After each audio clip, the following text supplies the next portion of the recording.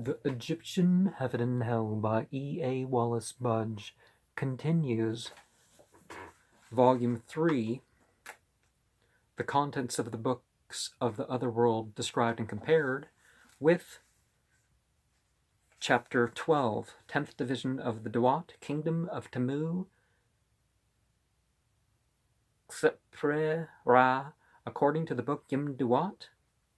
Let's call this 8, shall we? The 10th and 11th Division are intended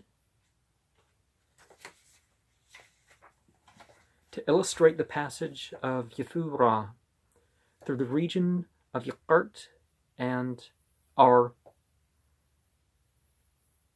Yaqart, that is to say, the kingdom of the sun entity of Yanu, our Heliopolis. The name of the 10th Division is Mechitkat Wachebu. Its gate is called Ripu Mus Yaru, and the hour demoness is Dunt Nut Haset Kakyub. It's not showing the characters, so you may want to go back previously to where I will make sure of the pronunciation, or at least try. The pictures and texts which illustrate and describe this region are of particular interest, for they refer to the union of XII with Ra, i.e. the introduction of the germ of new life in the body of the dead sun entity, whereby Yafu-Ra regains his powers as a living entity and becomes ready to emerge into the light of a new day with glory and splendor. It must be understood that the constitution of this division is quite different from that of any we have seen hitherto, and that the entities who are in it are peculiar to the region of Yaqart. It is impossible to say where Yaqart began or ended, but as the Tuat of the inhabitants of Heliopolis was represented by it, it follows, perhaps, that it was believed to be situated quite near that city. It is pretty certain that it comprised a part of the eastern delta, and that it extended along the eastern bank of the Nile, some considerable distance to the south of Memphis, in fact so far as Bakau, the mountain of sunrise. If this be so, it follows that when the boat of Yafu-Ra entered this division, the entity would have to alter his course from east to south, as the kingdom of Yasir, Osiris, marked the limit of its journey northwards, and the boat then turned eastward, so the northern end of Yaqart marked the limit of his journey eastwards, and the boat then turned southwards. A glance at the boat of Yafu-Ra as it enters this division shows us that it is neither being towed nor rowed along. Immediately in front of it, Volume 1, page 209, is the serpent Shus Haryu. Is it?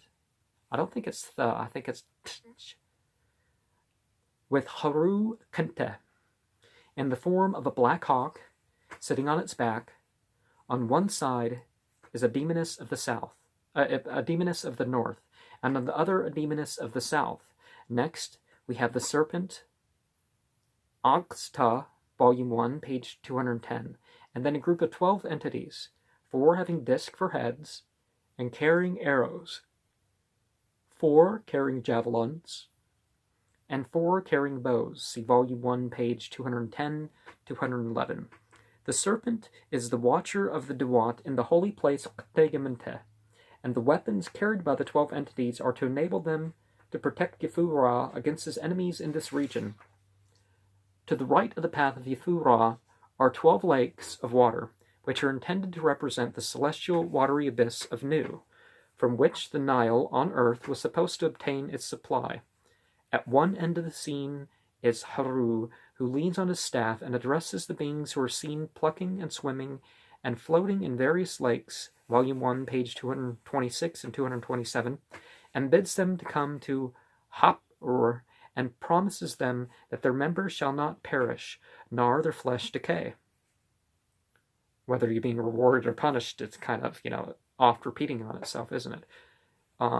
But if you go in a spiritual realm in this life with awareness, again,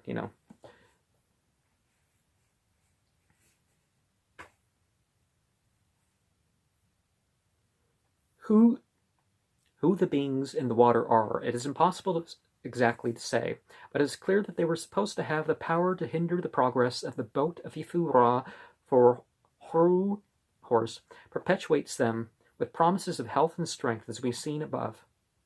A little beyond the lakes are 4 demonesses who shed light upon the road of Ra in the thick darkness, and in front of them is the mystic scepter, which represents Set the Watcher, who waketh up and travelleth with the entity. And remember on how the moon card in the tarot, the thing has the lamp, but it's not like the lamp of the hermit, where he sees in and he sees out, and kind of on the edge of both worlds, right?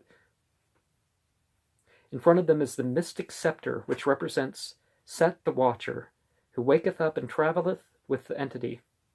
Oh, okay. Now we have a clear hermit, don't we? To the left of the path of Yifu-Ra, we see the first entity,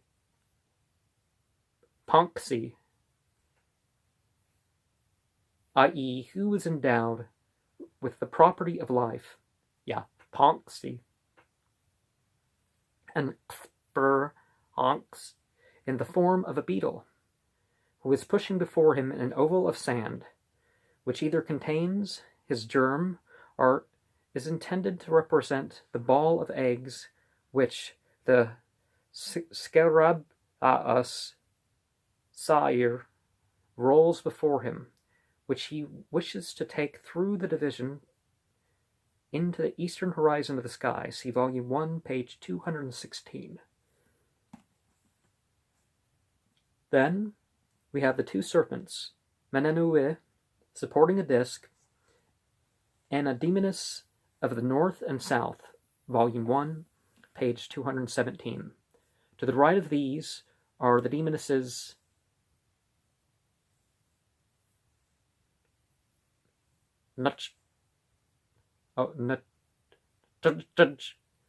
and Kunyat, who spring from the axe Sudfit, which supports a disc. Remember how usually the word for God has an axe. Well, I don't know. The determinative for a divinity or a power has an axe to it. So a lot of this is so-called divinities, right? And that's why I say demon and demoness, because that's the males and the females that want worshipped.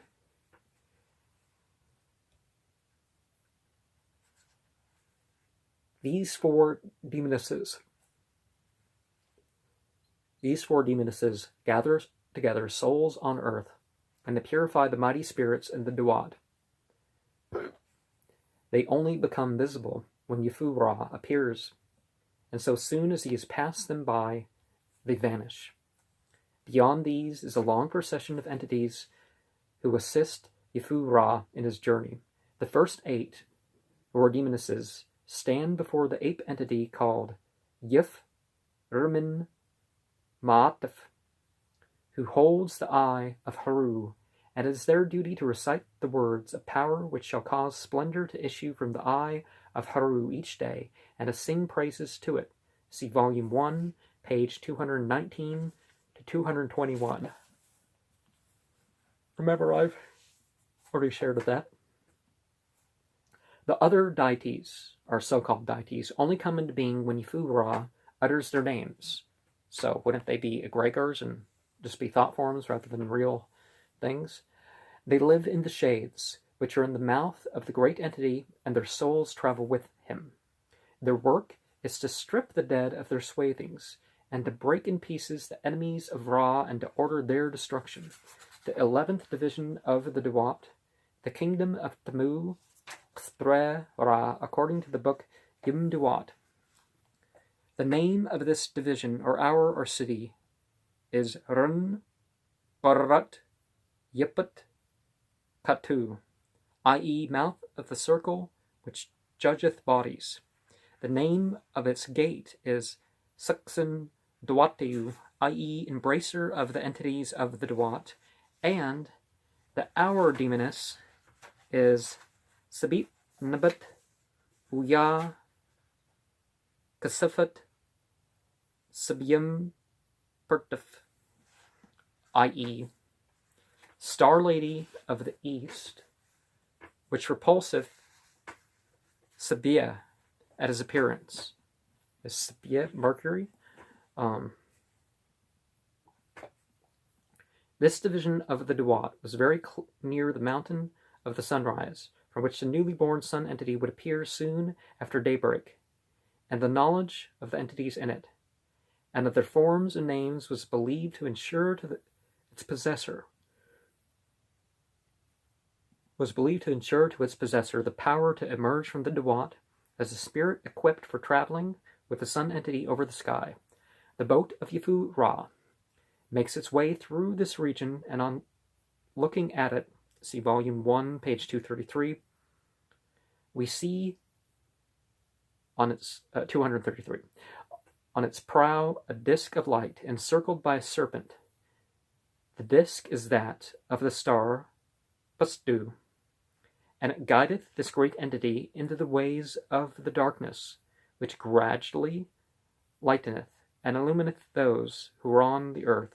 The boat is now towed by 12 entities who employ as a rope the immensely long serpent Mahen, the tail of which is supposed to be fastened at the front of the boat, see volume 1, page 235, so soon as they have towed the entity to the end of this division, and he has set himself in the horizon, they return to their own places.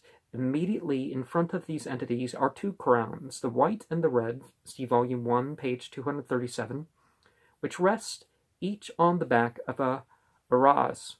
So soon as Ifu Ra comes, 3 human heads look forth, one from each side of the white crown, and one from the red crown.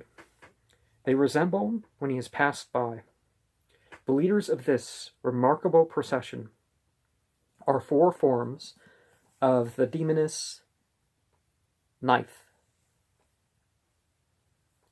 Nietzsche of Sais, who sprang into life so soon as the sound of the voice of Yafu Ra is heard.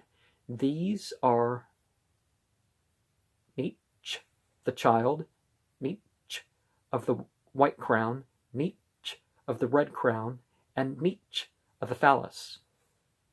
Is there also a knife? Newt? Definitely.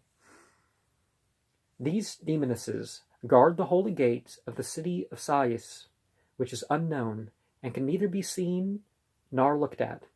On the right of the path of Yafu Ra, we see the 2-headed entity Apar Hare Nub Tajitta, with the crown of the south on one hand, the crown of the north on the other. Next comes the entity Tamu, his body and soul, the former in the shape of a serpent with 2 pairs of human legs and a pair of wings, and the latter in that of a man with a disc on his head, and his hands stretched out to the wings. See volume 1, page 242. In front of these are the body and soul of the star Shadu, who follows Yafu Ra and casts the living ones to him every day. All the other deities, so-called, here represented assist the entity in his passage and help him to arrive on the horizon of the east. And remember the origin of the Latin word deity in terms of a functionary of worship. Some of these things don't really take place, but it's mentioned as something to it's function. It's something mentioned as a functional thing, much like you talk about a car or this phone or a computer or something. It's something that serves a function that's mentioned in ritual is a deity. So, uh, which differs from a tool, but you're talking about it like it's an entity. The region to the left of the boat is one of fire, and representations of it which we have in the book Tuat and the Book of Gates may well have suggested the beliefs in a fiery hell that have come down through the centuries to our own time. Quite near the boat stands Haru, holding in his left hand the snake-headed boomerang, with which he performs deeds of magic. And magic having the thing of intention and action. So the art and science of religion, it's not always evil magic, because the ancient Egyptians did have the sihr and the sahar. So the external evil magic and the internal evil magic. But when they say magic, they often say the word magic as a slur. And remember, boomerangs were sort of an African or Australian thing. Did they appear independently, or did one come before the other? Because it goes back way far in each of those. I suspect that maybe Africa was the origin place of the boomerang, but most people will say Australia. In front of him is the serpent Sut-Heh, i.e., the everlasting Set, his familiar and messenger. Volume 1, page 249. Haru is watching and directing the destruction of the body, soul, shadows, and heads of the enemies of Ra, and of the damned who are in this division, which is taking place in 5 pits of fire.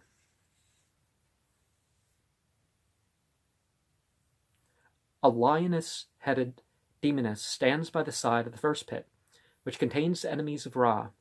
The fire with which they are consumed is supplied by the demoness, who vomits it into one corner of the pit. So, morning sickness, apparently. Just like your word for evil magic, you have Set with S and Sat with the crook. And in Arabic, you got the little 3 little things on the line. There's an ogam that looks like that too. And then you have the crook on its side. So the next 4 pits contain the bodies, souls, shades, and heads, respectively, of the damned. The fire being supplied by the demoness in charge. In the pit following are 4 beings who were immersed, head downwards, in the depths of its fires. Volume 1, page 249 to 253. The texts which refer to the pits of fire show that the beings who were fortunate enough to be cast into them were hacked into pieces by the demoness who were over them, and then burned in the fierce fire provided by Sut-Heh.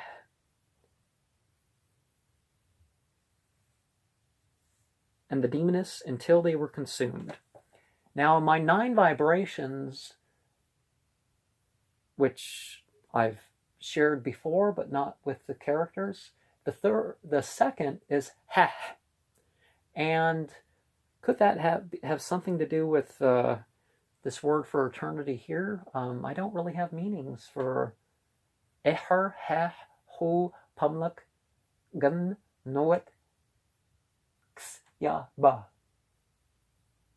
I'm not thinking, know it definitely sounds for something like we talked about, but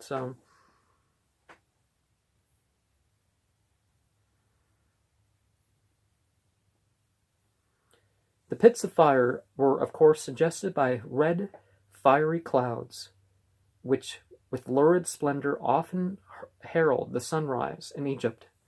As the sun rose, dispersing as he did, so the darkness of night and the mists and haze which appeared to cling to him It was natural for the primitive peoples of Egypt to declare that his foes were being burned in his pits or lakes of fire. The redder and brighter the fiery glare, the more effective would the burning up of the foes be thought to be, and it is not difficult to conceive the horror which would rise in the minds of the superstitious folk, which they saw the day open with a dull or cloudy sky, with no evidence in it that the sun had defeated the powers of darkness and had suffered no injury during the night. And so they refer to hacked into pieces over them, buried in the fierce fire provided by and the demons until they were consumed. That line there, could it be that that's hinting at the afterlife of Satan and Satanus is, well, Satanus is really Greek for Satan, but the male and the female Satan, chief Satan. Could that be something that's being hinted at? That, oh, those who follow the male and the female demons, this is what happens here. The presence of the pits of fire in the division suggests that we have now practically arrived at the end of the Tuat, and according to the views of those who compiled the original description of Yakart, this is indeed the case. We have, in the book of Yafu-Ra, now passed through the Tuat of Qinte-Yamante, the Tuat of Skur, the Tuat of Yasir, so-called Lord of Mendes, and Busiris, and the Tuat of Tamu XII, so-called Lord of Yanu, i.e. the four great Tuats, which comprised all the great abodes of the dead of all Egypt. Now, to enter this group of Tuats, it was necessary to pass through a forecourt or antechamber for the purposes of convenience, and has been called a division of the Tuat. And before Yafu-Ra can emerge from the last of the group of the Tuats into the light of a new day, he must pass through a region which corresponds to the forecourt of the Tuats, and serves actually as a forecourt of the world of light. In the forecourt of the Tuats, the darkness became deeper and deeper the further it was penetrated. But in the forecourt of the world of light, the darkness becomes less and less dense as the day is approached. Consider from this point of view, the four Tuats only contained 10 divisions or hours, which corresponded roughly with the 10 gates of the kingdom of Yasir, Osiris, as set forth in many copies of the Theban recension of the Book of the Dead. Strictly speaking, the addition of a forecourt to the world of light was unnecessary, but as the Theban priest had added one at the beginning of the four Tuats, symmetry demanded that there should be another supplementary region at their end. See, when people make up their mythologies, there's always going to be something missing, and someone later can say, yeah, see, well, let's add this. And when you have a priesthood in charge of a congregation, maybe, they can get away with this, but get away with it in terms of the eyes of the people who aren't smart enough to realize, and, they didn't quite have it to begin with. Maybe they had something, but, they overstepped their authority and claims, didn't they?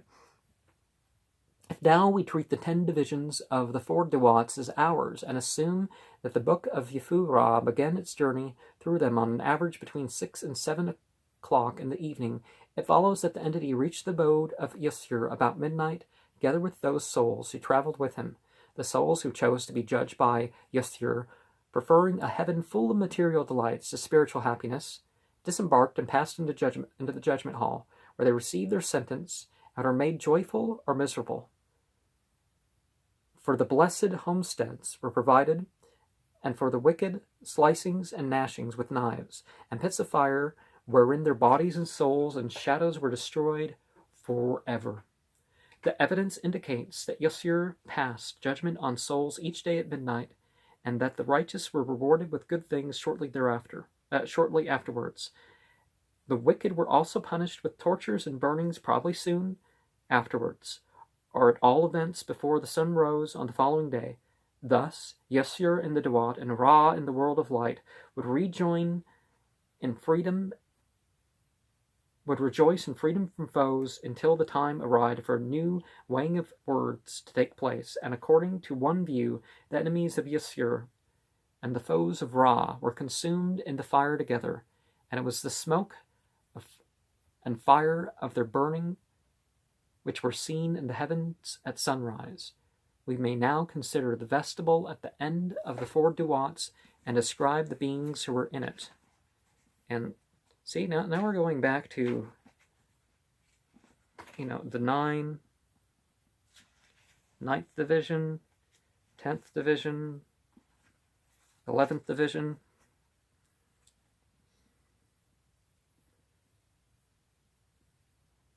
So I guess I'm just going to have to call this one the 10th division now, aren't I? Sharma, peace be upon you.